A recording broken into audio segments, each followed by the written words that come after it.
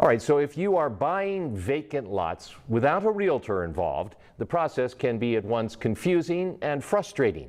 16 News Now I-Team's Caroline Clapp is looking into this, and she's got our story. Caroline. George, Terrence Rutherford, who lives in South Bend, tells us it took him months to get the county land records updated in his name. I sat down with the county assessor to find out what people need to know if they are buying land. Mowed the lawn, we cleaned out the alley of weeds, cleaned up all the debris, trimmed this tree back because all the branches were down to the ground.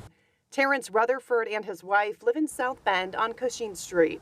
After moving into their home, they decided to buy 2 vacant lots next to it to prevent future development there. When the revitalization program came our way, we wouldn't end up with a parking lot or a grocery store there, so we wanted to have ownership of it.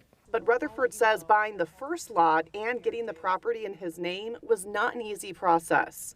We purchased from the other owner for $60 in September, and it closed in March. So basically you just did a cash sale with the other owner, but legally the records did not reflect that you were the landowner until March. Correct. Rutherford says after he bought the land, he went to the county auditor and assessor's offices to try and get the lot in his name. But when he asked questions, he says he didn't get anywhere.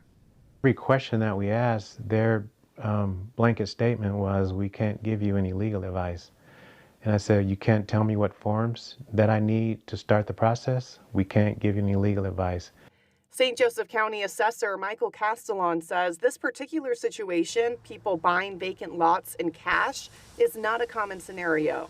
Well, it's a complicated system. I mean, not everybody buys land every day.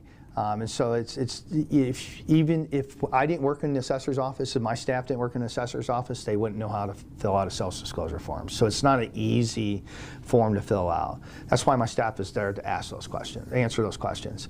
But you got to ask the right question. Rutherford says it took 7 months from the time he bought this lot of land in cash for the legal records to reflect that. So why did it take so long?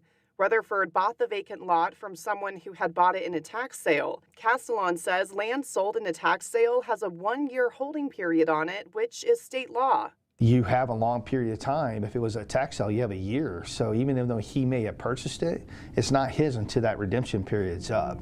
Then it has to go to the auditor's office. So it could take another 3 to 4 months. That could have been the reason for the delay. Sure. Rutherford says in all the places he's lived, he hasn't had this much of a hard time doing county business. Nothing like this at all. In other counties, you ask questions and they'll tell you, well, you'll need Form 27A, for example. Go over to the booth in the corner. There's a stack of forms on the shelves. Just pick Form 11C, fill it out, have it notarized or give it to your attorney, bring it back, and we'll get it processed when you pay the fees. Here, you do not get that.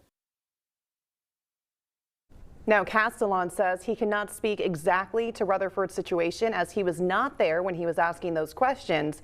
However, he says if anyone buys vacant lots in cash, they will need to fill out a sales disclosure form and report it to the auditors and assessors offices. He also says the Engage portal offers step-by-step instructions to help you navigate the process. We will have a link to the form and that website on WNDU.com.